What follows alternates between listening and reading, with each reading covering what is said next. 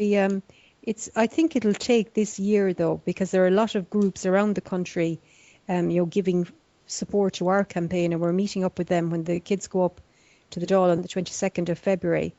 Um, I think as well that the government ministers, I would imagine for the most part that most of them are unaware of this, or if they are aware, then Yeah, shame on them for doing nothing. but I Because think yeah, because one student said to me, he said, Miss, that same thing happened in Nazi Germany. He said good people stood by and did nothing when all this horror was going on around them. well, that's so well said.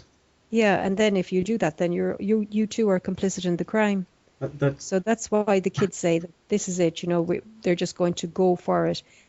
And this week now in our school, we have a fluoride awareness week where we're going to inform every single class about the project, and they'll be asked to go on the students' website, and we'll also show DVDs on the dangers of fluoride to every single class in the school. So that would be very enlightening for the rest of the students, because we've a school of over 1,250 students, so that's a lot of people. it's a regular secondary school, Well, I think it's one of the largest in the country. and Certainly is.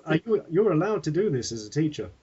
Yeah, our headmaster was very supportive because it's a very worthwhile issue. Oh, he's amazing. We're not doing anything illegal. No, We're just raising awareness. raising awareness of the fluoride problem and campaigning to get it out. And Hopefully, that's what we've done. hopefully it's something that could pass to all of the schools, maybe. Well, we're trying to, when we come back after the half term, we'll be preparing for the Dáil speeches then, but when we get back the following week, other schools have expressed an interest in the students going out to, give lectures to them. So I think it needs to get out to other schools, because we have invited other the public in the area to come. But I think we should invite other schools as well. Yeah. And that could be something in the future, but there are only so many hours in the day. It's so commendable of you though to do this, Martha. What you're doing. Yeah, no. It's a pleasure. I feel we're obliged to do it really, because if the information is given to you and you don't do anything about it, you can't. It's almost the whole campaign has taken on a life of its own really. The kids come up every day and you're full of ideas. Oh, they said to me today, will we write to the Irish Farmers Association and ask them to support us? And I said, oh, why not? Because I'm sure if they realise that their export trade would be compromised, they would be fully supportive of this issue. Oh, they would. Yeah. They would. Because we don't want to do any harm, to our trade, but it's not right if, we're exporting goods that are not of good quality. But you find people are being poisoned. You want to get out there and tell everybody. Of course, yeah, but I think there has been an investigative journalist who's very interested in what the students are doing, and I think in the next few weeks he's going to try and get some media, maybe outside of this country, to take up the story. So it will all come out in time. Well, at Infowars Wexford, we don't trust the media, so we're trying to create our own media.